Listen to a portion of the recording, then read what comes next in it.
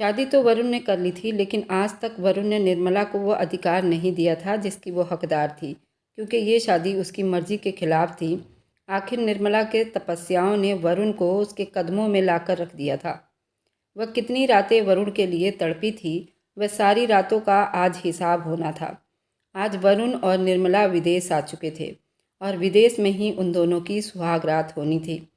निर्मला ने तो अपने प्रार्थनाओं में उसको मांगा था। आज निर्मला वरुण के लिए सज संवर कर उसका इंतजार कर रही थी।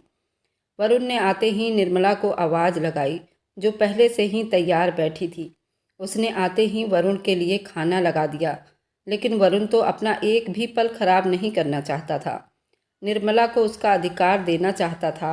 उसने कहा, हम दोनों एक साथ खाना खाएंगे, पर कुछ मीठा खाएंगे।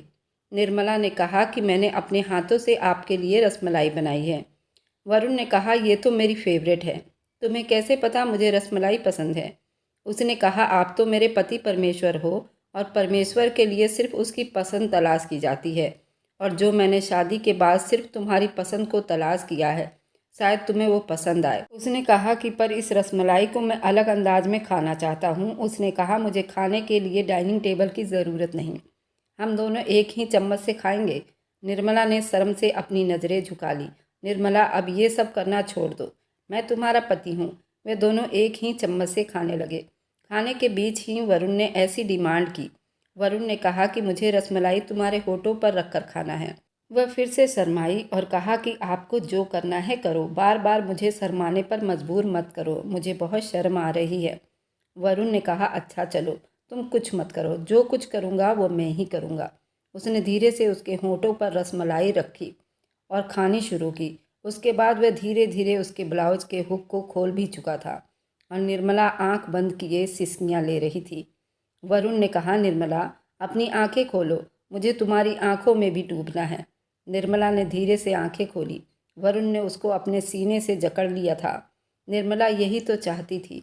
वह उसके सीने में मुंह छुपाकर अब भगवान का धन्यवाद कर रही थी।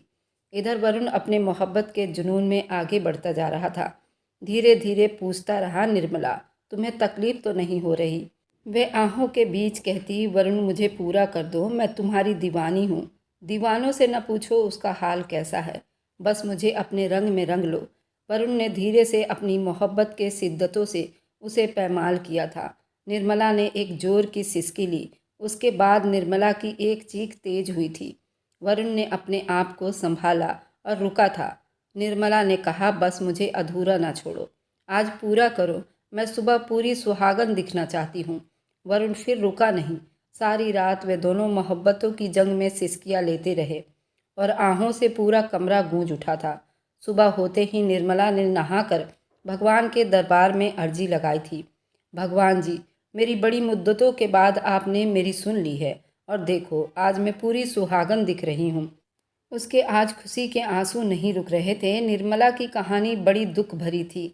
वह शायद पूरे जन्म में ना भूल पाती।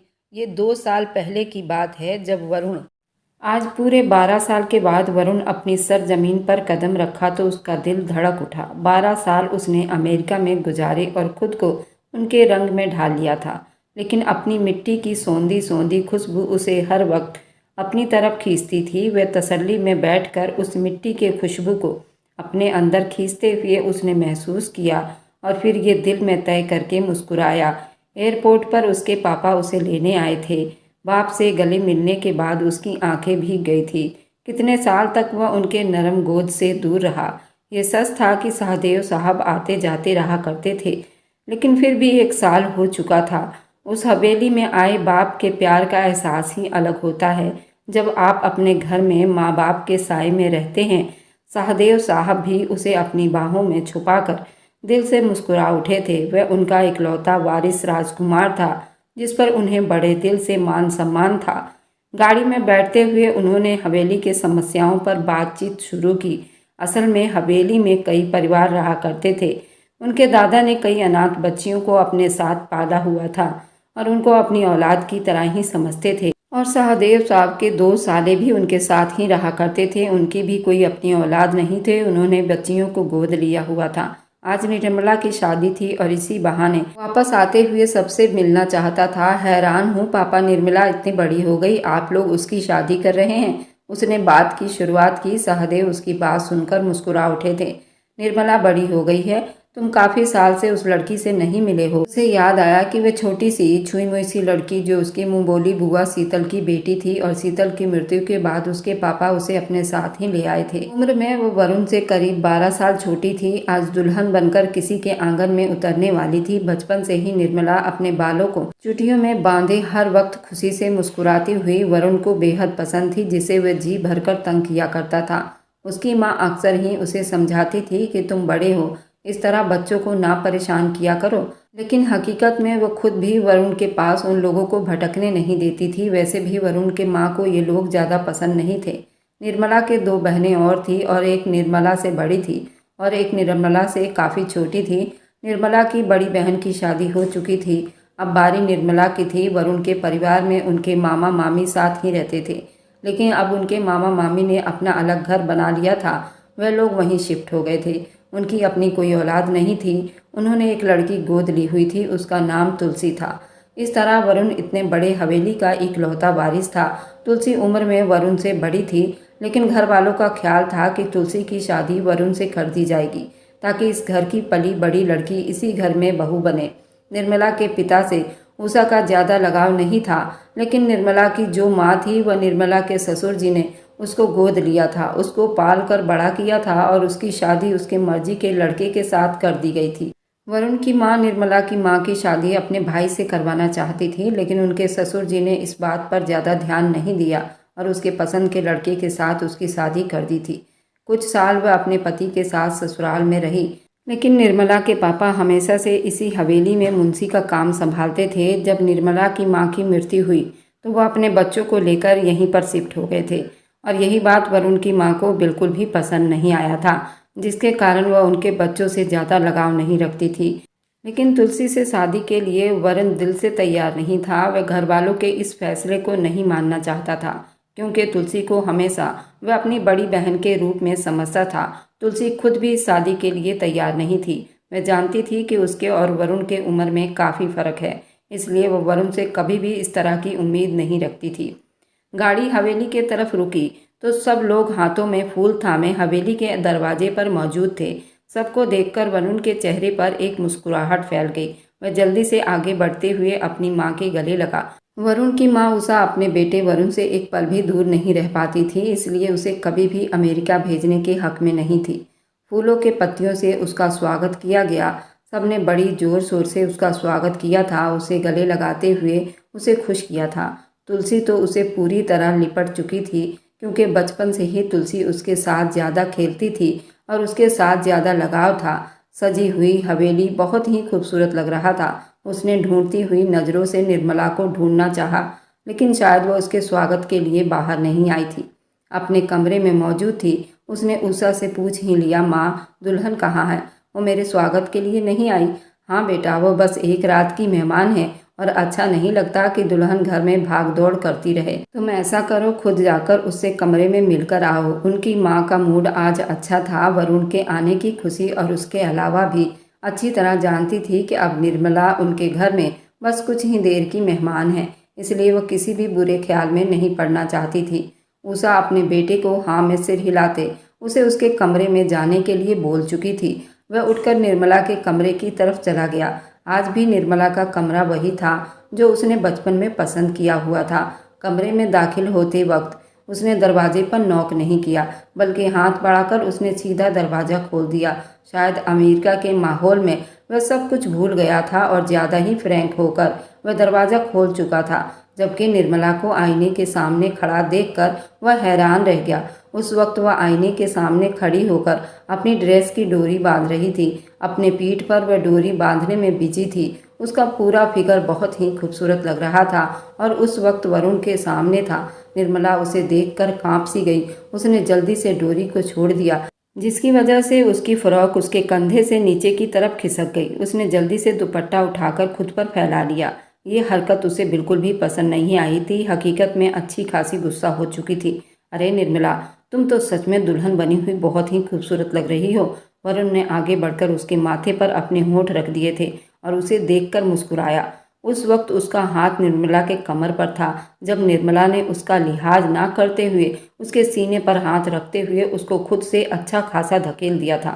वरुण इस सब के लिए तैयार नहीं था, इसलिए वह धकेले जाने की वजह से लड़खड़ाकर निर्मला से दूर हो गया था और फिर हैरानी से उसे देखने लगा।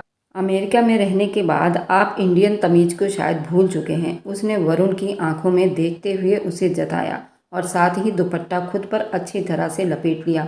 वरुण की आंखों ने हैरानी की जगह गुस्से ने ले लिया। ये तुम किस तरह बात कर रही हो? मुझे आपके साथ यही सब करना था, क्योंकि आपको जरा भी तमीज नहीं है। आपको मेरे कमरे में दाखिल होते समय नॉक करके आना चाहिए था। उसकी आवाज़ थोड़ी ऊंची हो चुकी थी। उसके आंखों से गुस्से की शोले फूट रहे थे और रंग भी बिल्कुल लाल हो चुका था।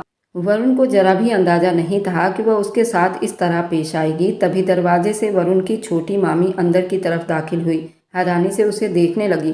तुम कैसी बातें कर रही हो? इस घर के इकलौते चश्मो चिराग से तुम 2 टके की लड़की को उसके चरणों का धूल भी अपने माथे पर लगा लेना चाहिए। तुम ये भूल गई हो जिस घर में तुम राज कर रही हो वरुण इस हवेली का इकलौता चश्मो चिराग है। वह हैरानी से उसे देखकर पूछने लगी, मामी ये मेरे कमरे में आ गया था, मैं कपड़े बदल रही थी और फिर आते ही मुझे छूने लगा, उसने वरुण की तरफ देखकर कहा। जब वरुण पूरी तरह से शर्मिंदा हो गया था और गुस्से से उसे देखने लगा, उसे ये बिल्कुल अंदाजा नहीं था कि वह इस तरह की जाहिलपन की बातें करेगी। तुलसी और उषा भी उसी कमरे में आ गई। उषा को उसकी बात सुनकर अच्छे खासे गुस्से ने घेर लिया था। वह उनके बेटे के बारे में किस तरह बात कर रही थी, जबकि उनका बेटा बहुत ही सुलझा हुआ लड़का था। वरुण कमरे से बाहर चला गया और बड़ों ने इस मामले को दबाते हुए चुप्पी साध ली, क्योंकि निर्मला अब इस घर में एक दिन की मेहमान थी। वरुण तो इतने सालों के बाद विदेश से आया था, लेकिन फिर भी उषा को निर्मला से ये उम्मीद नहीं थी कि वह उनके बेटे के बारे में इस तरह की बात करेगी। उसका कहना अगर ठीक भी था तो इसके बात करने का तरीका बहुत गलत था। सबके चले जाने के बाद वह बेड पर फूट फूट कर रो रही थी। एक तो वह हमेशा के लिए इस घर को छोड़कर जा रही थी और दूसरी तरफ वरुण की वापसी, फिर उसके कमरे में यूं बेधड़क चले जाना उसे इस बात ने गुस्सा करने पर मजबूर कर दिया था। वह आज अपनी औकात से ज़्यादा ही बोल गई थी। उसे इस तरह बात नहीं करनी चाहिए। आज से कुछ साल पहले का मंजर उसकी आंखों के सामने घूम गया। जब वह 9 साल की थी, उसका वजूद उस वक्त भी बहुत खूबसूरत था। आंगन में वह उस वक्त गुड़ियों के साथ खेल रही थी। तुलसी भी उसके पास ही मौजूद थी जब अरुण उसके पास आया और उसके हाथ से गुड़िया लेकर दूर उछाल दिया, जबकि उस वक्त वह 17 साल का था। तुलसी जल्दी से भागते हुए गुड़िया उठाने गई। उसने झुकते हुए वरुण के गाल पर चुटकी काट ली। वह सिर्फ 9 साल की थी, लेकिन उसे वरुण की इन हरकतों से बहुत गुस्सा आता था। ये ठीक था, वह कभी उसे गलत जगह पर टच करने की कोशिश नहीं करता था, लेकिन फिर भी ज़्यादातर बड़े बड़े परिवार में कजन के साथ इस तरह टच करने पर नॉर्मल बात समझी जाती थी, जबकि ये चीज़ एक लड़की को अच्छा खासा झकझोर सकती है। उस दिन भी शाम को वरुण के पापा के पास आकर शिकायत लगाने लगी, जबकि वह दिलचस्प नज़रों से उसे देखते हुए हंस दिए। आप तो हमारी खूबसूरत परी हो, सबको बहुत अच्छी लगती हो, उन्होंने उसे पुचकारते हुए वापस भेज दिया। लेकिन तब से वरुण के हवाले से उसके अंदर अजीबोगरीब एहसास पैदा हो चुके थे। उसके बाद वरुण बाहर चला गया था। उसे लगता था कि अब वह बड़ा होकर अच्छा खासा सुधर चुका होगा, लेकिन आते ही उसका ये अंदाज देखकर निर्मला को अजीब समस्याओं ने घेर लिया था। निर्मला की छोटी बहन और उसकी बड़ी बहन उसको फंक्शन के लिए तैयार कर रही थी। रात को हवेली के आंगन में ही उसकी मेहंदी का फंक्शन रखा गया था। निर्मला के पापा के दोस्त का लड़का पुलकित के साथ निर्मला की शादी हो रही थी।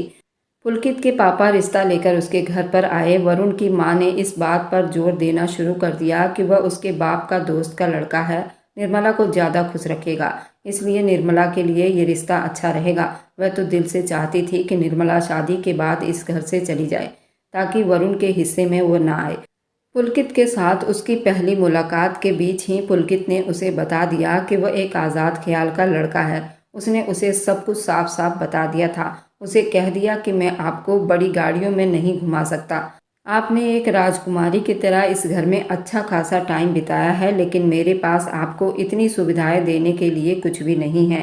गाड़ी ना सही, लेकिन आप मेरे बाइक पर इज्जत के साथ बैठकर आज़ाद हवाओं में घूम सकती हो, उसने कहा तो निर्मला मोहब्बत से उसे देखने लगी। बस वो यहाँ से निकलकर अपनी मर्जी से खुली हवाओं में सांस लेना चाहती थी।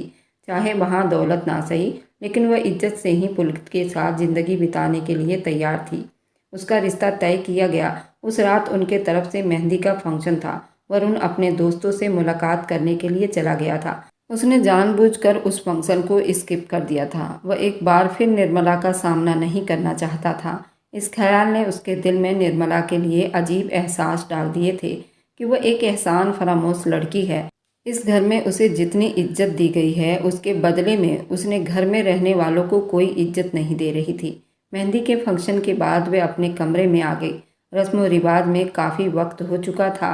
अब उसे हकीकत में थकावट मालूम हो रही थी। उसकी छोटी बहन और उसकी बड़ी बहन कमरे में ही थी। उनके साथ उसकी अच्छी खासी दोस्ती थी, जबकि तुलसी भी उसे अपनी छोटी बहन की तरह ही प्यारी लगती थी। उसे तुलसी के लिए काफ़ी अफसोस होता, जिसे वह सिर्फ वरुण के लिए बिठाकर उनके साथ हकीकत में ज्यादती कर रहे थे। उसमें कोई शक नहीं था कि तुलसी सुलझी हुई और समझदार लड़की थी। अगली सुबह का सूरज शुरू हुआ तो घर में और ज़्यादा चहल पहल और हंगामा दिखाई देने लगा था। ये बारात वाला दिन था। निर्मला का इस हवेली में आखिरी दिन था। नाश्ते के बाद पार्लर के लिए भेज दिया गया था। उसके साथ उसकी बड़ी बहन भी गई थी। उन्हें समझाया गया था कि वह तैयार होने के बाद कॉल करें ताकि ड्राइवर उन्हें लेने के लिए आ जाए। दुल्हन बनी तो उसका जी भरकर रूप निखर आया था। उसका गोरा गोरा सा बदन मेकअप से और ज़्यादा निखर गया था। ये सच था, वो बेहद खूबसूरत थी। उसके पूरे चेहरे पर सबसे ज़्यादा उसकी आंखें ही खूबसूरत थी। खूबसूरत बड़ी बड़ी आंखें जिनका रंग बिल्कुल ब्लैक एंड वाइट था, और फिर उसके कमर तक आते हुए खूबसूरत लंबे बाल जो बहुत ही सिल्के थे, हर वक्त बिखरने को तैयार रहते थे। दुल्हन बनने के बाद उन्होंने ड्राइवर को कॉल की और कुछ देर के बाद ड्राइवर पार्लर के दरवाजे पर मौजूद था। वे वापस आए तो शायद बारात अभी तक नहीं आई थी, इसलिए वह सीधा अपने कमरे में आ गई। वह कमरे में कुछ वक्त और ज़्यादा बिताना चाहती थी। उसका दिल हकीकत में बहुत गम में हो रहा था। आज उसका इस घर में आखिरी दिन था और आज के बाद वह हमेशा के लिए यहाँ से चली जाएगी। इसी एहसास के तहत उसकी आंखें बार बार भीग रही थी। तभी उसे दरवाजे पर मामूली सा शोर सुनाई दिया। हैरानी से उठते हुए वह दरवाजे की तरफ आ गई। बाहर उसके अंकल आंटी मौजूद थे, लेकिन इस वक्त किस समस्या पर बहस चल रही थी। वह दरवाजे के पास ही खड़ी रही। उसने बाहर जाना अच्छा नहीं समझा। मामला कुछ उसकी शादी को ही लेकर चल रहा था। काफ़ी देर वहाँ बहस करते रहे और फिर आवाज़ आना बंद हो गई थी।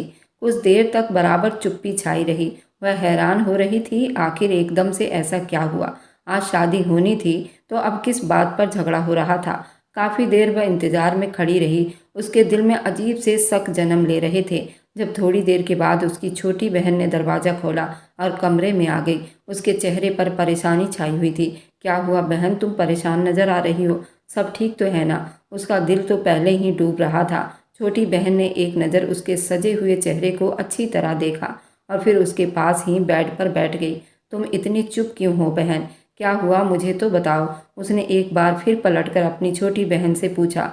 तुम्हारी बारात वापस चली गई है। और वही खड़ी रह गई। आज तक उसकी ज़िंदगी में कोई भी ऐसा काम नहीं हुआ था जिसे वह दिल से खुश हो और जो सराहा जाने के काबिल हो। जब भी कुछ होता उसके लिए बुरा ही होता। आखिर क्यों ऐसा क्यों हो रहा था? छोटी बहन और उसकी आंखें नम होने लगी और दिल में बेचैनी सी होने लगी। अगर बारात वापस चली जाती तो उसकी क्या इज्जत रह जाती। झगड़ा हो गया तुम्हारे ससुराल और पापा के बीच में। छोटी बहन ने एक बार फिर उसे तसल्ली से जवाब दिया था। किस बात का झगड़ा हुआ है? मुझे तुम खुलकर क्यों नहीं बता रही हो? ऐसा नहीं था कि बस कुछ ही दिनों के अंदर अंदर पुलकित से उसे दिल से प्यार हो गया था, बल्कि वह नहीं चाहती थी एक बार फिर ये हिस्सा उसके किस्मत से जोड़कर उसे तबाह बर्बाद कर देती। हवेली में एक बार जिसकी बारात वापस लौट जाए, फिर मुड़कर कभी उसकी बारात नहीं आती और वे अपना नाम उन बदकिस्मत दुल्हनों में नहीं करवाना चाहती थी। तुम्हारे ससुराल वालों का कहना था हवेली में से कुछ हिस्सा तुम्हारे नाम करवा दी जाए, जबकि पापा जानते थे कि वे लोग लालच में ये सब कुछ कर रहे थे, वह भी सिर्फ इसलिए कि जायदाद में से तुम्हारी मम्मी का हिस्सा तुम्हारे नाम हो जाए। छोटी बहन की बात सुनकर वह बस हैरानी से खड़ी रह गई। उसे यकीन नहीं आ रहा था कि उसने जिन लोगों को एकदम साधारण और मोहब्बत से भरा हुआ समझा था वे लोग इस तरह लालची निकलेंगे। शायद उनके दिमाग में ये लालच जन्म ले चुका था। उसके मुंह बोले नाना नानी उसके माँ बाप के जायदाद में से हिस्सा उनके नाम ट्रांसफ़र कर देंगे। वह चुप से बेड पर बैठ गई, पूरा जिस्म उसका कांप रहा था। तभी उसकी छोटी बहन ने उसे देखते हुए दूसरी खबर सुनाई, जो उसके लिए और ज़्यादा ख़राब थी। कुछ ही देर में तुम्हारी शादी वरुण से हो जाएगी, और वह इस बात को बिल्कुल भी स्वीकार नहीं कर पा रही थी। छोटी बहन को देखती रही। क्या मतलब तुम्हारा? ये फैसला अंकल ने ही मुझसे भिजवाया है ताकि तुम्हें दिमागी तौर पर तैयार कर दूं। कुछ देर में तुम्हारी शादी वरुण के साथ हो जाएगी। छोटी बहन के चेहरे पर भी खुशी नहीं थी। शायद वह भी नहीं चाहती थी कि उसका इस घर में वरुण के साथ शादी हो। वो मेरे साथ ऐसा कैसे कर सकते हैं? मैं खुद जाकर बात करती हूँ अंकल से। वह अपना लहंगा संभालती हुई उठकर खड़ी हुई। जब उसकी छोटी बहन ने उसे दुख से देखा और कहा, इसमें तुम्हारे साथ कहीं भी नाइंसाफ़ी नहीं हो रही निर्मला। नाइंसाफ़ी सिर्फ वरुण के साथ हो रही है, ना कि तुम्हारे साथ। इस शादी से तुम्हें कोई प्रॉब्लम नहीं होना चाहिए। मैं कोई जानवर नहीं हूँ जिस मर्जी के साथ बांध दिया जाए। मेरी भी कोई एहसास है। मैं वरुण से शादी नहीं करूँगी। ये कहते हुए वह दरवाज़ा खोलकर बाहर चली गई। लहंगा संभाल कर वह सीढ़ियों से उतरती चली जा रही थी जब आंगन में बैठे हुए मेहमानों ने उसे अजीब नज़रों से देखा। वह सीधा अपने अंकल के कमरे में चली गई। शायद ज़िंदगी में पहली बार उसने खुद के लिए स्टैंड लेकर अपने हक में खड़ी हो चुकी थी।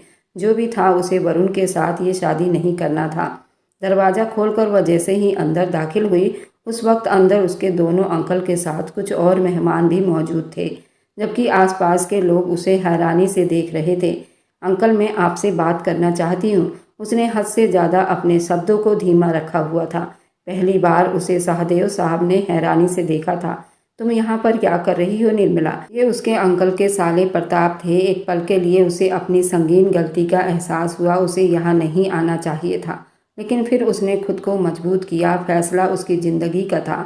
अंकल, मैं सारी ज़िंदगी इंतज़ार कर लूँगी या फिर ऐसे ही बिता लूँगी, लेकिन मैं वरुण से शादी नहीं कर सकती, उसने कहा, और कमरे में मौजूद लोग बस उसे देखते रह गए। अपने कमरे में जाओ, सहदेव ने बस आम से शब्दों में उसे कहा था, लेकिन उनके शब्द की धमक, उनकी आंखों की लाली से उसे अंदाजा हो चुका था कि वह किस तरह संगीन गलती कर चुकी है। उल्टे कदमों से वापस पलटकर वह जल्दी से अपने कमरे में चली गई। उसका पूरा बदन कांप रहा था। थोड़ी देर के बाद दरवाज़ा खुला। उषा के साथ सहदेव अंदर दाखिल हुए। ये तुमने क्या किया उर्मिला? उनका सब थोड़ा गुस्से में था। उषा कड़कते तेवर से उसे घूर रही थी। बजाय उसके कि तुम हमारा एहसान मानती, हमारे बेटे ने तुम्हारी इज्जत के खातिर हामी भर ली है और तुम हमारे ही सामने आकर खड़ी हो गई हो। उषा का गुस्सा किसी तरह कम नहीं हो रहा था। आखिर वही हुआ जिसका उन्हें बरसों से डर था। निर्मला बुरी तरह अपने होंठ काट कर रह गई। ये सच था कि सहदेव अंकल ने सारी जिंदगी उनके सर पर हाथ रखा था, उसे अनाथ होने का एहसास नहीं होने दिया था। क्या कमी है वरुण में जो तुमने ये कदम उठाया? वो बिना सोचे समझे रोते हुए अपने अंकल से लिपट गई। उसके पास उनके बातों का जवाब नहीं था। सिर्फ और सिर्फ अपने जज्बातों की वजह से वह उनके सामने जाकर खड़ी हो गई थी, वरना वह कभी ऐसी हिम्मत ना कर सकती थी। मुझे प्लीज माफ़ कर दो अंकल जी। रोते हुए उसकी हिचकी बंध गई थी। साथ में उसके पिता गोपाल भी सहदेव के कदमों में बैठ गए थे। उन्होंने अपनी बेटी के कहे गए शब्दों के लिए माफ़ी मांग रहे थे और सहदेव की यही कमजोरी थी। उन्होंने उसके सर पर हाथ रखा और नरमी से पलट गए। कुछ देर के बाद उसे बाहर लाया गया और वरुण के साथ उसकी शादी की तैयारी शुरू हुई। उस वक्त उसके दिल में अजीब तरह के शक उठ रहे थे। वो यकीन भी नहीं कर सकती थी कि वह एक अनचाहे जीवन साथी के साथ विवाह रचाएगी। ऐसा नहीं था। वह देखने में खूबसूरत नहीं था। वह देखने में बहुत ही अच्छे पर्सनैलिटी के साथ साथ दिमाग भी रखता था और अच्छे नेचर का भी था। निर्मला ही उसे खार खाती थी। शादी के रस्मों रिवाज हुए, फेरे हुए और मंडप हुए। उसके हाथ बुरी तरह कांप रहे थे। न जाने वरुण उसके साथ कैसा व्यवहार करेगा। ये उनकी पहली मुलाकात थी। अब पूरी तरह से वह डरी हुई थी, जबकि दूसरी तरफ वरुण का भी यही हाल था। उससे अलग नहीं था। उस रात में अजनबी उम्मीदें उमंगे लेकर उससे मिलने आया। उसे इतनी ही मायूसी हुई। निर्मला एक जाहिलपन सोच की लड़की थी। उसे लगता था कि एक साथ रहने वाला कजन हो जाते हैं, इस लिहाज से उनके बीच हंसी मजाक का रिश्ता नहीं होना चाहिए। लेकिन उसने सबके सामने लोगों के बीच उसकी बेइज्जती की थी और उसे 2 टके का करके रख दिया था। सबकी नज़रों में खुद को गिरा हुआ महसूस करके उसको शर्मिंदगी ने घेर लिया था। इसलिए वह उस रात उसकी मेहंदी का फंक्शन अटेंड करने के बजाय दोस्तों के साथ निकल गया था और सुबह भी उसका यही इरादा था। जब उसे मालूम हुआ कि निर्मला की बारात लड़ाई झगड़े होने की वजह से वापस जा चुकी है, निर्मला के ससुराल वाले चाहते थे कि निर्मला की माँ की जायदाद उसके नाम कर दी जाए। उनके लिए ये कोई बड़ी बात नहीं थी, लेकिन उन लोगों को मुंह से मांगने की ज़रूरत नहीं थी।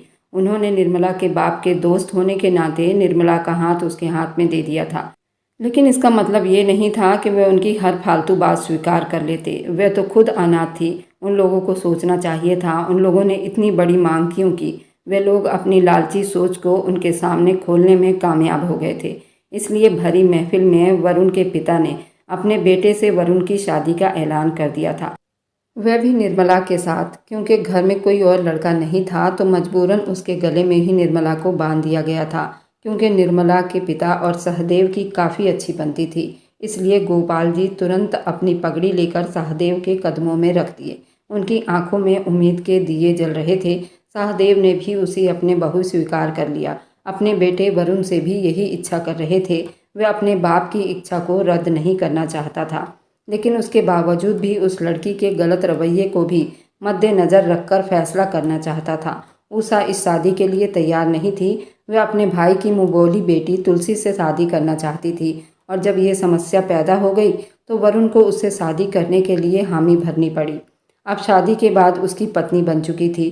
कुछ देर और ज़्यादा रस्म रिवाज होते रहे। उन दोनों को एक साथ बैठा दिया गया। वरुण ने अपना मुंह मोड़कर बस एक बार भी उसके तरफ नहीं देखा था। वह भला की खूबसूरत लग रही थी। ऐसा नहीं था कि वरुण का दिल किसी और अमेरिकन लड़कियों पर नहीं आया था, लेकिन उसने शर्म हया से डूबी हुई लड़कियों को ही अपनी पत्नी बनाना चाहता था। अमेरिकन लड़कियां उसे खूबसूरत तो लगती थी, लेकिन उनके अंदर शर्म हया की कोई चादर उसे दिखाई नहीं देती थी, और ये लड़की उन सबसे बिल्कुल अलग थी। लेकिन इस वक्त उसके दिल में निर्मला के लिए कोई अच्छे जज्बात पैदा नहीं हो रहे थे। उसने अपनी निगाहों को मोड़ लिया था और फिर उसने पलटकर भी उसके तरफ नहीं देखा था। निर्मला का हाल भी कुछ ऐसा ही था। खुद को उसके पहलू में देखकर वह अजीब सा महसूस कर रही थी। अपने होठों पर ताला लगाकर बैठी हुई थी। सारे रस्म पूरे करने के बाद उसे वरुण के कमरे में भेज दिया गया। काफ़ी देर वह बस चुप से अपने रंगीले हाथों को घूरती रही। उसके हाथों में पुलकित का नाम लिखा हुआ था। उसका दिल चाहा कि वह अपने हाथ से उस नाम को नोच कर फेंक दे। लालची इंसान जो उसकी इज्जत नहीं कर पाया, न जाने उसके साथ रिश्ते में होती तो और क्या करता। लेकिन जिस आदमी के साथ वह उस वक्त बंध गई थी, उससे भी उसे कोई अच्छी उम्मीद दिखाई नहीं दे रही थी। तभी कमरे का दरवाज़ा खुला। तुलसी अंदर दाखिल हुई। तुलसी को देखकर उसके चेहरे पर एक गम सी मुस्कुराहट फैल गई थी। उसे हर वक्त यही बताया जाता था कि तुलसी ही वरुण की दुल्हन बनेगी, लेकिन वरुण के अंदर तुलसी के लिए कभी उसने बिखरते हुए रंगों को नहीं देखा था। तुलसी कदम कदम चलती उसके पास आ गई और फिर उसके सामने ही विराजमान हो गई। उसकी शानदार पर्सनैलिटी के आगे हमेशा निर्मला को अपने आप कम महसूस होता था। तुलसी के चेहरे पर हर वक्त एक नरम प्यार मोहब्बत उभरती थी। वह हमेशा मुस्कुराहट सजाए रखती थी। जिंदगी की नई शुरुआत बहुत बहुत बधाई हो प्यारी लड़की, तुलसी ने मुस्कुराते हुए कहा तो निर्मला की आंखों में आंसू जगमगाने लगे।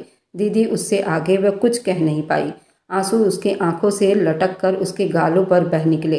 ये जिंदगी है, इंसान को कई अनजाने रिश्तों से जोड़ देता है तो कहीं सारी जिंदगी इंतजार के डोर हाथों में थमाकर बैठा देती है। वह उन्हें समझाने लगी और रोती हुई उसके बातें सुनती जा रही थी। मैंने वरुण को अपने जीवन साथी के रूप में कभी नहीं सोचा था। जरूरी तो नहीं कि सब कुछ तुम्हारी सोच से हो, कुछ फैसला किस्मत ही लिखा करती है। वरुण तुम्हारा मुकद्दर था, उसे अपना बनाने की कोशिश करो। भारतीय लड़कियों में इस बात को घुट्टी के तौर पर पिला दिया जाता है। वह हमेशा अपने पति के वफादारी करेंगी। उसे अजीबोगरीब एहसास ने घेर लिया था। वरुण उसका पति था, इस सोच ने ही उस पर अजीब तरह से हमला किया था।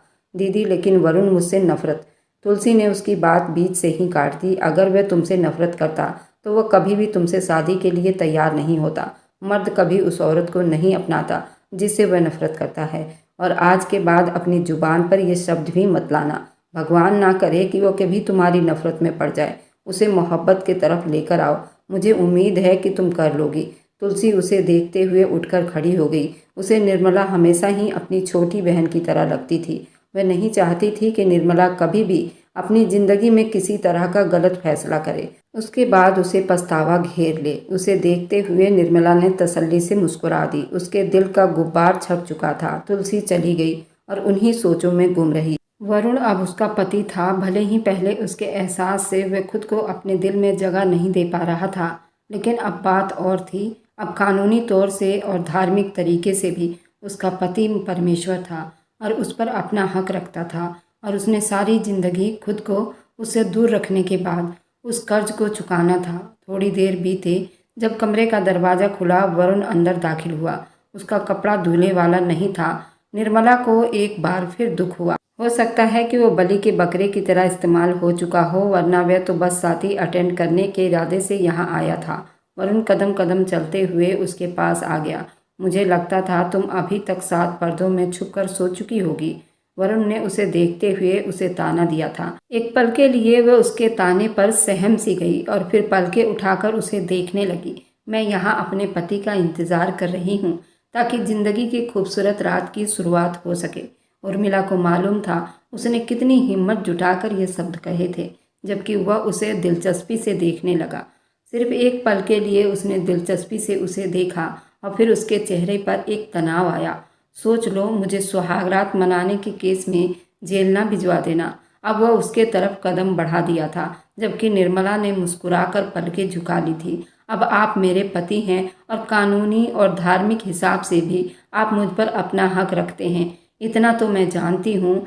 उसकी आवाज़ बहुत धीमी थी। वह काफ़ी देर उसे देखता रहा और फिर ठहाका लगाकर हंस पड़ा। उसे यूं हंसते हुए देखकर निर्मला को यूं महसूस हुआ जैसे वह उसका मजाक उड़ा रहा हो। कुछ देर के बाद वह हंसते हंसते सीरियस हो गया। उठकर कपड़े चेंज कर लो और आकर सो जाओ। सुबह मुझे वापसी के लिए निकलना है, तो आराम करना चाहता हूँ। इस वक्त उसके चेहरे पर थोड़ी गमी छाई हुई थी। निर्मला का दिल डूब सा गया। वह उसके साथ कागजी रिश्ता रखना चाहता था, यानी निर्मला उसके लिए कोई मायने नहीं रखती थी। क्या वह बस एक रात के लिए दुल्हन बनी है, या सुबह फिर उसे इंतजार की सूली पर लटक जाना है। न जाने इस बार वह जाए तो कब वापस लौटे। सोते हुए एक बार फिर गम में डूब गई। कुछ देर के बाद वह उठी और लहंगा संभालते हुए चेंज करने के लिए चली गई। कुछ देर के बाद उसने अपना कपड़ा बदलकर अपना सारा मेकअप उतार दिया। वह जो सोने की कोशिश में बिजी थी, उसने पलकें खोलकर उसे आईने के सामने खड़ा देखा, जो अपनी ज्वेलरी को उतार कर वह अपने बालों से पिन निकाल रही थी। उसके उलझे हुए बाल उसे बेकाबू कर रहे थे। काफ़ी देर वह उनमें उलझी रही। वह उसे दिलचस्पी से देखता रहा और फिर आंखों को मूंद लिया। उसे कोई ज़रूरत नहीं थी उस लड़की से किसी तरह की उम्मीद रखने की। वह अपनी उस दिन की बेइज्जती को भूला नहीं था। ये वही लड़कियां होती हैं, लड़कों का ध्यान भटकाने के लिए ऐसे नाटक करती हैं, जबकि उनकी ड्रामाबाजी में किसी की इज्जत बुरी तरह उछाल दी जाती है। नींद डूबने से पहले उसके दिमाग में यही सोच आ रहे थे और फिर कमरे में उसकी भारी सांस गूंजने लगी। निर्मला फ्री होने के बाद काफ़ी देर उसे देखती रही और फिर सोने के लिए लेट गई। नई जिंदगी, नए कमरे। काफ़ी देर उसे नींद नहीं आई और फिर धीरे धीरे वह भी नींद की वादियों में उतर गई। सुबह एक बार फिर हंगामा हुआ था। पूरी हवेली में उसके जाने की तैयारी हो रही थी। वरुण की माँ उषा का एक बार फिर दिल डूबा जा रहा था। इस बार इस हवेली में वह अकेली औरत नहीं थी जिसका दिल उसके जाने की खबर से डूब रहा था। भले ही वह सुबह होते ही उसके कमरे से निकल गया, लेकिन फिर भी उसके सामने उसका दिल अजीब तरह के शकों का शिकार था। न जाने वह पलट कर आए भी या नहीं। उसकी आंखें बार बार भीग रही थी। जिंदगी ने उसे कुछ भी नहीं दिया था। सबसे पहले उसके माँ को छीन लिया। कोई भाई नहीं था, बस वह अकेली रह रही थी। और फिर उसके बाद जो आदमी उसके ज़िंदगी में आया था, वह भी उससे गलतफहमी पालकर हमेशा के लिए जा रहा था। वह कमरे में आया तो निर्मला उसे उम्मीद भरी नज़रों से देखती रह गई। उसने निर्मला की तरफ देखा और ना ही उससे कोई बात की। अपने सामान को उठाने के बाद वह कमरे से जाने लगा तो निर्मला ने आगे बढ़कर उसका बाजू थाम लिया। मैं आपका इंतज़ार करूंगी वरुण। उसकी बात सुनकर उसे पलट कर देखने लगा। उसकी ज़रूरत नहीं है। उसका उखड़ा हुआ जवाब सुनकर निर्मला को एक बार फिर बहुत रोना आया था। उसका दिल चाहा वह आगे बढ़कर उसको गले से लगा ले, लेकिन उसकी शर्म हया उसके आगे आ चुकी थी। अगर आप मुझसे नाराज़ होकर जा रहे हैं तो मुझे माफ़ कर दो, लेकिन अब मैं आपकी पत्नी हूँ। मेरे पास उन बातों के लिए टाइम नहीं है। मैं नाराज़ होता फिरूं, और वैसे भी ये बात मुझे याद करवाने की ज़रूरत नहीं है कि तुम मेरी पत्नी हो। मैं अच्छी तरह जानता हूँ। ये कहते हुए वह कमरे से बाहर चला गया और वे वहीं बैठी रह गई। न जाने कितनी देर वह रोती रही। उसके आंसू टूटकर उसके हाथों पर गिर रहे थे। सबसे मुलाकात करने के बाद वह सहदेव और उषा के साथ चला गया। एयरपोर्ट पर पहुंचकर सहदेव ने उसे गले से लगा लिया। इतना याद रखना कि तुम इस घर में अपनी एक अमानत छोड़कर जा रहे हो। मुझे उम्मीद है तुम ये बात नहीं भूलोगे, सहदेव ने उसे कहा तो वो मुस्कुराते हुए उन्हें देखने लगा। वह अपने पापा की उम्मीद पर हमेशा पूरा उतरता था, लेकिन इस बार उसे अंदाजा नहीं था कि वो पूरा उतर पाएगा या नहीं। इसलिए वापसी के लिए पलट गया और यहाँ बस कुछ दिन रहने के लिए आया था, लेकिन यहाँ पर एक मजबूत रिश्ते में बंधकर वापस जा रहा था। उसने उस रात निर्मला को नहीं देखा और फिर हैरान भी हो रहा था। उसके व्यवहार में बदलाव देखा। उसने यही महसूस किया था कि हो सकता है वह उस बनावटी तौर पर सबसे बस दिखावा कर रही हो, इसलिए ताकि मैं उसके साथ कोई बुरा व्यवहार ना करूं। और फिर जाते हुए उसका विनती भरा शब्द वरुण को बार बार याद आ रहा था। अपने सर को झटककर उसके ख्यालों को बस अपने दिमाग से निकालकर वह अपने यात्रा को सुखद बनाने में कामयाब रहा। अमेरिका की ठंडी हवाओं ने एक बार फिर खुशी दिल से उसका स्वागत किया। 12 साल उसने यहाँ पर बिताए थे और ये सब उसे अपना अपना सा लगता था। उसका दोस्त पीटर उसका इंतज़ार कर रहा था। आगे बढ़ते हुए उसको गले से लगा लिया। यहाँ पर उसने काफ़ी लड़कियों से दोस्ती भी की थी, लेकिन आज तक वह अपनी हद को नहीं भूल पाया था।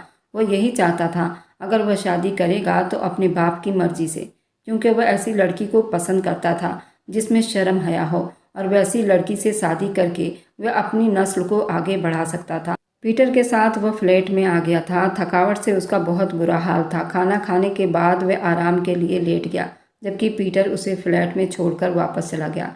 एक पल के लिए उसे लगा हो सकता है वह उससे नाराज़ हो, क्योंकि इंडिया जाते ही उसने शादी कर ली थी और जब यहाँ पर आया था तो उसने पीटर से कम ही बात की थी। लेकिन ऐसा नहीं था। उनके बीच दोस्ती का एक गहरा रिश्ता था। वह उससे नाराज़ नहीं हो सकता था।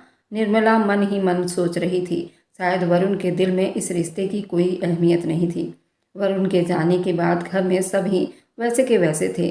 वरुण की माँ उषा ने अपना व्यवहार हद से ज़्यादा बुरा कर लिया था। तुलसी की मंगनी भी उसके पसंद के हिसाब से कर दी गई थी और उसी तरह दिन बीतने लगे थे। वरुण को यहाँ से गए हुए 1 महीना होने को आया था। घर में सभी लोग उससे बातचीत कर लिया करते थे। वह जब भी बात करने की कोशिश करती तो वरुण ना ही उसके मैसेज और ना ही उसके कॉल को अटेंड करता। उसके किसी भी मैसेज का जवाब देना नहीं चाहता था। आखिरकार उसने उम्मीद छोड़ दी। वह अब उकता चुकी थी, बार बार उस आदमी के सामने अपनी मोहब्बत का इजहार करते करते।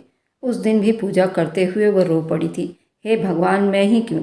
आखिर मुझ में ऐसी कौन सी कमी है जो हर रिश्ता मैं खो देती हूँ? तूने अगर मेरा कोई अच्छा जीवन साथी बनाया है तो उसे मेरे लिए बना, उसे मेरे लिए भेज दे। रोते रोते उसने अपना सर माथे पे गिरा लिया था। उसे अब उसके अलावा और कोई सहारा नज़र नहीं आ रहा था। घर में कोई भी वरुण के लिए पूछता तो वो उन्हें यही बताती कि वरुण उसकी बातचीत होती रहती है और वह बहुत खुश है। लेकिन हकीकत ये थी कि वरुण ने एक बार भी उससे कोई बातचीत नहीं की थी। अपने टूटे हुए रिश्तों को एक बार फिर जोड़कर वह अमेरिका के हवाओं में गुम हो गया था। 1 महीना होने को आया था, लेकिन उसको ना ही उस लड़की की याद आई और ना ही उसने उसे याद करना अच्छा समझा। उस दिन भी वह ऑफिस से बाहर निकला तो मारिया के साथ लॉन्ग ड्राइव का इरादा रखता था। शाम को उसने मारिया के साथ कॉफ़ी पी और वे दोनों लॉन्ग ड्राइव पर चले गए। लेकिन उस दिन शायद किस्मत उसके साथ नहीं थी। जब उसे महसूस हुआ गाड़ी के ब्रेक फेल हो चुकी है तो बेकाबू ही उसके दिल की धड़कन तेज हो गई। वह बार बार गाड़ी को अपने कंट्रोल में करने की कोशिश कर रहा था, लेकिन उसका हाथ बुरी तरह कपकपा रहे थे। ये सच था कि वह एक हिम्मत वाला इंसान था, लेकिन उसके बावजूद सिचुएशन भी तो ऐसी थी जहां उसे कुछ समझ नहीं आ रहा था। मौत बिल्कुल उसके सामने थी। उस पल उसने यकीन कर लिया कि अब उसका परदेश में शायद आखिरी टाइम आ चुका है। दिल में मजबूत इरादा रखने के बावजूद उसके दिमाग के स्क्रीन पर अपने आप सहदेव का चेहरा लहराया। अपने बाप के सपनों का आखिरी उम्मीद था, उस खानदान का अकेला चिराग था, उषा के दिल का सुकून था। उनका उसके बगैर क्या होता? और आखिर में निर्मला के नाम से उसका दिल हल्का सा धड़का था। वह भी तो उसके नाम के साथ जुड़ गई थी। तो क्या बस उसके बीच ये रिश्ता बस यहीं ख़त्म होना था? सामने से आती हुई गाड़ी उसे साफ दिखाई दे रही थी और फिर वह गाड़ी उसकी गाड़ी से टकराई। न जाने ये टकराव कितना तेज था, लेकिन उसका दिमाग बुरी तरह से बिजी हो गया था।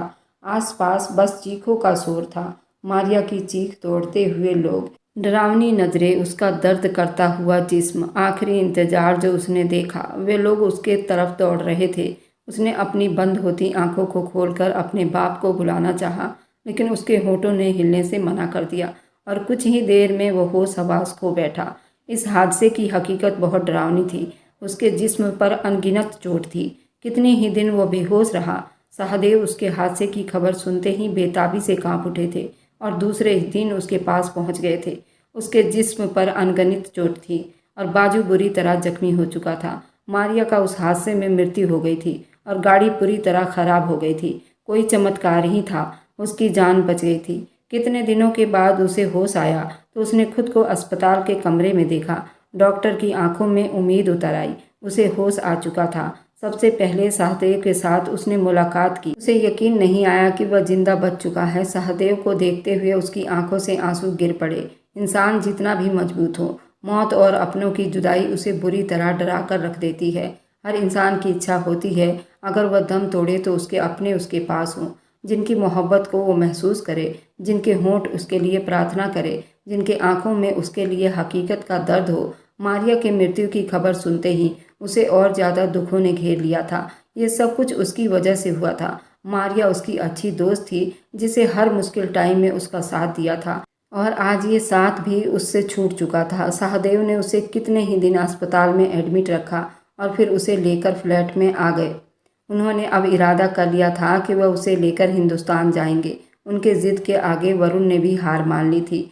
उसके लिए वह दिन क़यामत से कम नहीं था जिस दिन वरुण का हादसा हुआ। घर में ये खबर किसी कोहराम की तरह फैल गई थी। वरुण का बुरी तरह एक्सीडेंट हो गया और वह इस खबर को सुनते ही कांप उठी थी। क्या उसकी ज़िंदगी में खुशियों की कोई जगह नहीं थी? उसकी आंखों से बार बार आंसू गिर रहे थे और होंठ भगवान से प्रार्थना के लिए हिल रहे थे। वे टूट कर बिखर चुकी थी। उसके पापा दूसरे ही दिन वरुण के पास चले गए थे, लेकिन उसका दिल किसी बिन पानी की मछली की तरह तड़प रहा था। सहदेव ने उन्हें वरुण की जो हालत बताई वह बेहद तकलीफ देने वाली थी। कितने ही दिन उस तकलीफ में बिताए और फिर उसे अच्छी खबर सुनने को मिली। उसके पापा और सहदेव जी उसे वापस लेकर आ रहे थे। उसने पक्का इरादा कर लिया था कि वह अपने हाथों से उसका ख्याल रखेगी, उसे बिल्कुल ठीक कर देगी। उसने हर पल उसके लिए भगवान से प्रार्थना की थी, उसकी लंबी उम्र के लिए। सहदेव जी ने उन्हें ये भी बताया था कि जिस गाड़ी में उसका हादसा हुआ था उस गाड़ी में वरुण के साथ कोई लड़की भी थी और अब उस लड़की की डेथ हो चुकी थी। ये खबर भी उसके दिल में किसी शक की तरह फैल गई थी। जहाँ उसे उस लड़की की मौत पर अफसोस हुआ था, वहीं उसे अजीब शकों ने घेर भी लिया था। हो सकता है वरुण उस लड़की से मोहब्बत करता हो, लेकिन फिर उसने उस ख्याल को अपने दिमाग से झटक दिया। उसे सिर्फ और सिर्फ वरुण की फिक्र होनी चाहिए थी और वह एक पल भी उसकी फिक्र से दूर नहीं हो सकी थी। आखिरकार वह दिन हवेली में आ गया। उसकी हालात बहुत बुरी थी। उसे अपने कमरे में कर दिया गया। हर दिन फैमिली डॉक्टर उसके चेकअप के लिए अलग अलग डॉक्टर आते रहते थे। निर्मला ने बराबर उसकी देखभाल शुरू कर दी थी। वह हर पल उसके पास होती। वरुण को कभी किसी चीज़ का होश नहीं था। जहाँ वह अपने जख्मों से बेहाल था, वहीं उसे मारिया का दुख अंदर ही अंदर खाए जा रहा था। उसे आसपास की कोई फिक्र नहीं थी। वह उसके लिए अपने हाथों से खाना लेकर जाती और फिर उसे सहारा देकर बैठाकर उसे अपने हाथों से खिलाती। उसकी बैंडेज भी अपने हाथों से बदलती। उस वक्त वह पूरी तरह से निर्मला के ऊपर निर्भर था। उसके शरीर में जगह जगह जख्म थे। वह ठीक से बोल भी नहीं पाता था। एक शाम वह उसके लिए गर्म दूध लेकर आई। वह दूसरे बाजू को अपने माथे पर लटकाए बड़े गम में लेटा हुआ था। निर्मला ने दूध उसके तरफ बढ़ाया और फिर उसके पास ही बैठ गई। उस दिन उसने पहली बार देखा था कि वरुण की आंखों से आंसू बह रहे थे। उसे ये देखकर बहुत हैरानी हुई, साथ साथ अफसोस भी हुआ था। उसने आगे बढ़कर नरमी से अपनी उंगली से उसके आंसू को साफ कर दिया। आप इस तरह गम क्यों कर रहे हैं? आखिर उस दिन क्या हुआ था? उसने पूछ ही लिया, जबकि वरुण ने बस एक नज़र उसे देखा, फिर चुप हो गया। निर्मला के दिल में एक हुक सी उठी। क्या हुआ? उसे अभी तक नाराज था। उसे समझ नहीं आया। कुछ देर के बाद उसने उठने की कोशिश की तो निर्मला ने आगे बढ़कर उसे सहारा दिया और बेड के साथ टेक लगाकर वरुण को बैठाने में उसकी मदद की। फिर दूध का गर्म गिलास उठाकर उसके होठों से लगाया, जिसे वह घूंट घूंट पीता रहा। थोड़ी देर के बाद उसने हाथ बढ़ाते हुए गिलास साइड में रखने का इशारा किया। निर्मला ने गिलास साइड टेबल पर रख दिया और फिर उसके पास ही बैठ गई। 5 साल मैं और मारिया एक साथ रहे। ये सच था कि वह एक औरत थी, लेकिन मेरे लिए वह उससे कहीं बढ़कर थी। वरुण ने अपनी बात शुरू की तो निर्मला हैरानी से उसे देखती रही। वह ऐसा सहारा थी जिसने कभी मुझे मुश्किल का सामना नहीं करने दिया। अगर परदेश में कभी अपनों की कमी महसूस करता तो वो मेरी हर कमी को पूरा करती। हमेशा एक अच्छी दोस्त की तरह थी, मेरे साथ खड़ी रहती। मारिया को याद करते हुए उस वक्त उसकी आंखों में जो दुख था वो निर्मला से छुपा नहीं था। जीने के साथ सब कुछ अधूरा रह गया, उसके सपने, उसका ख्याल। काश मैं उस दिन जिद ना करता तो। निर्मला ने हाथ बढ़ाते हुए उसके हाथों पर हाथ रख लिया। मारिया आपसे बिल्कुल दूर नहीं है। हमसे बिछड़े हुए लोग हमारे दिलों में हमेशा जिंदा रहते हैं। वह आपकी हर एहसास में जिंदा है, आपकी हर याद में जिंदा है। वह तसल्ली देती हुई, उसकी आंखें आंसुओं से भर आई थी, फिर भी वह उसको तसल्ली देती रही। फिर ऐसा ही रोज रोज होने लगा। वह अपने हर दुख वरुण से शेयर करने लगी थी, उसे तसल्ली देती। उसकी बातों से उसे मालूम हो चुका था मारिया उसकी दोस्त थी, जिसे वह शायद बेहद पसंद करता था। सिर्फ और सिर्फ एक दोस्त की हैसियत से वह आज भी उसकी यादों में जिंदा थी। मारिया और टोनी एक दूसरे को पसंद करते थे और कुछ ही साल के बाद उन दोनों की शादी थी। मारिया के बारे में जानकर उसे भी अफसोस ने घेर लिया था। उनके बीच धीरे धीरे दोस्ती का सिलसिला चल निकला। अब वह भी वरुण से अपने एहसास शेयर करती। अभी वह पूरी तरह तंदुरुस्त नहीं हुआ था, लेकिन फिर भी निर्मला उसे अपने सहारे पर लेकर चलाने की कोशिश करती। उसने उसका सेवा करते हुए कभी भी दुख महसूस नहीं किया था। वह अपने हाथों से उसके कपड़े बदल दिया करती थी, उसका हाथ दबा दिया करती, पूरी रात बस उसे सुना करती। उसके दर्द पर एक पल से पहले वरुण के पास पहुंच जाती और उसी वक्त उसे एहसास हुआ था कि वह बिल्कुल ऐसे ही पत्नी तो चाहता था जो उसका हद से ज़्यादा ख्याल रखे। धीरे धीरे बीते हुए कल सारे दुख खत्म होते जा रहे थे। निर्मला खुद को उसकी मोहब्बत में डूबा हुआ महसूस करने लगी। उसे एहसास होने लगा कि शायद वरुण से बढ़कर उसके लिए और कोई नहीं हो सकता। उस शाम भी उसके सामने आकर बैठी तो वरुण ने मुस्कुराते हुए उसे देखा। बाजू के दर्द से करा रहा था। अब उसके जिस्म के सारे जख्म थोड़े ठीक होने लगे थे। अब वह धीरे धीरे खुद चल फिर लेता था और अपने काम भी खुद ही कर लिया करता था, लेकिन अभी भी निर्मला हर वक्त उसकी सेवा करती रहती। उन दोनों के बीच दोस्ती की खूबसूरत शुरुआत हो चुकी थी। कभी तुमने महसूस किया है कि मैं जब यहाँ से चला जाऊँगा फिर तुम मुझे मिस करोगी? वरुण ने उससे पूछा तो निर्मला की आंखों में उदासी उतर आई। वह हैरानी से उसे देखने लगी।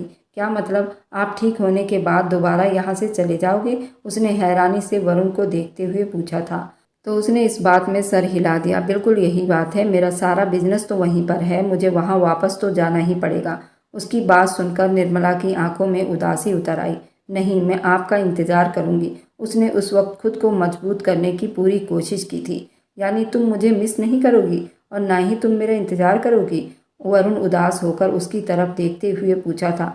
आपको लगता है कि इंतज़ार उन लोगों का किया जाता है जो उसके ज़िंदगी में ज़रूरी नहीं होते, लेकिन मुझे लगता है इंतज़ार उन लोगों का किया जाता है जिनसे आपकी सांस की डोर बंधी होती है। वो कहते हुए वह उठकर चली गई और वरुण बस उसके शब्दों को महसूस करता रह गया, जिसमें नमी घुली हुई थी। उसके आंखों के आंसू उसे साफ दिखाई दे रहे थे। उसके पीठ को घूरता रहा। इस बात में कोई शक नहीं था कि निर्मला उससे मोहब्बत करने लगी थी। कुछ दिनों के बाद उसने सच में घर में अपने वापस जाने के लिए बात की और अब वो यहाँ पर सिर्फ 10 दिनों के लिए था। एक बार फिर 1 साल रहने के बाद जाने के लिए तैयार था। वापसी के लिए तैयारी में मगन हो गया। कितनी अजीब बात थी, उन 1 साल में एक बार भी उनके बीच कोई भी रिश्ता नहीं हो पाया था। अब वो पूरी तरह सेहतमंद हो चुका था, लेकिन उसके बाद भी उसे निर्मला का एहसास नहीं हो रहा था। वह उसे कितनी मोहब्बत करती थी। अब वह उसे छोड़कर जा रहा था। उसकी सारी शॉपिंग, उसके जाने की तैयारी निर्मला ने अपने हाथों से की थी। और आखिर अब 2 ही दिन बाकी रह गए थे। उसके जाने से निर्मला के ऊपर अजीब सी उदासी छाई थी। उसकी आंखें हर वक्त रोने को तैयार बैठी रहती। वरुण के चले जाने के बाद इस हवेली में वो कैसे रहेगी? ये सच था, उसने अपनी पूरी जिंदगी इस हवेली में बिताई थी। वो यहाँ पर कोई नई नहीं थी, लेकिन अब उसका दिल बार बार उस आदमी की मोहब्बत में पड़ गया था। क्या वह इतने साल में मुझसे मोहब्बत नहीं कर पाया? क्या वो मुझसे इस हद तक भी नहीं जुड़ पाया था जिस हद तक मारिया से जुड़ा हुआ था? उसका पूरा दिन दुख से सवाल जवाब में बीत जाता, लेकिन वह कोई फालतू चीज़ अपने दिमाग में नहीं रखना चाहती थी और ना ही वरुण को परेशान करना चाहती थी। इसलिए वह हर बार चुप रह जाती। आखिरकार रात भी आ गई, जिस रात में आखिरी बार उसके कमरे में रुका था, और फिर सुबह उसे चले जाना था। सुबह उसे पूजा आराधना के बाद ही निकलना था, इसलिए उसने शाम को ही सब तैयारी कर ली थी। वह कमरे में आ गया। मेरे सामान को अच्छी तरह देख लो, किसी चीज़ की कमी नहीं होनी चाहिए प्लीज, उसने निर्मला की तरफ देखते हुए कहा था। बेड पर बैठ गया। निर्मला ने एक बार पलकें उठाकर उस आदमी को देखा जो अपनी जिंदगी की इतनी जरूरी चीज छोड़कर जा रहा था और उससे कह रहा था कि उसकी कोई चीज छूटनी नहीं चाहिए। कैसा आदमी था? क्या उसे मेरा एहसास नहीं था? वह बड़बड़ाते हुए एक बार फिर उसके सारे सामान को देख रही थी और फिर कमरे से बाहर चली गई। बार बार उसकी आंखें भीग रही थी। किचन में जाकर उसने चाय बनाई और फिर चाय लेकर उसके पास कमरे में आ गई। उस वक़्त तक उन दोनों की आदत बन चुकी थी मिलकर चाय पीने की। न जाने कल जब वो चला जाएगा तो वह कैसे अकेले चाय पिएगी। चेहरे पर बहुत गम सजाए हुए थी। यही सोच रही थी, क्या बात है श्रीमती, यूँ महसूस हो रहा है जैसे आप मेरे जाने से बहुत दुखी हो। वरुण ने उसे छेड़ते हुए शब्दों में कहा तो निर्मला ने थकी हुई नज़रों से उसे देखा। मुझे क्या पड़ी है आपके लिए दुखी होने की, मेरी बला से कभी वापस ना आओ। ये कहते हुए उसकी आंखों से आंसू गिर पड़े थे। वरुण ने मुस्कुराते हुए उसे देखा। अभी तो मैं गया ही नहीं हूँ और तुम रो रही हो। जब कभी वापस नहीं आऊँगा तो तुम्हारा क्या होगा? आपको बेफिक्र होकर चले जाना चाहिए। आपके लिए आपका करियर ज़्यादा इम्पोर्टेंट है। मैंने पहले भी सारी ज़िंदगी कई रिश्तों के बिना बिताए हैं, ये भी बिता लूंगी। वरुण ने दिलचस्प नज़रों से उसे देखा, फिर बाजू से थामते हुए उसे अपने बाहों में भर लिया और उसे इतना कस कर जकड़ लिया कि वह अब हिल भी नहीं पा रही थी। अब उसकी सांसें वरुण के चेहरे पर पड़ रही थी। वरुण ने उसे पूरी तरह अपने काबू में कर लिया था। उसके कमर पर हाथ रखते हुए उसे खुद में समा लिया था। दो जिस्म एक जान होने लगे थे। रात अपना प्यार उस पर बरसाता रहा। निर्मला भी उसके प्यार को पाकर पूरी कंप्लीट हो गई थी। अब वरुण से उसको कोई शिकायत नहीं थी, लेकिन शायद वरुण के दूर जाने से वह बहुत घबरा रही थी। निर्मला अब वरुण के बिना कैसे रह पाएगी? आप मेरे बगैर एक पल नहीं रह सकती। मेरे कहने से फ़र्क नहीं पड़ेगा जब आपको मेरी हालत देखकर अंदाज़ा नहीं हो रहा। रो रो कर उसने अपनी आंखों को लाल कर लिया था। नन्ही सी नाक भी पूरी तरह लाल हो चुकी थी। उसने वरुण की बाहों में कसमसाकर उसकी कैद से निकलना चाहा, लेकिन उसके मजबूत पकड़ से वह ना निकल पाई। अगर मुझसे दूर जाने की बात भी की तो मैं तुम्हारा गला दबा दूंगा। निर्मला समझ नहीं पाई कैसा आदमी था वह जो उसे अभी खुद से दूर जाने नहीं दे रहा था, और कल जब उसे छोड़कर 7 समुंदर पार चला जाएगा तब क्या होगा। मुझे कोई ज़रूरत नहीं आपसे कोई रिश्ता बढ़ाने की, अपनी आदत बिगाड़ने की।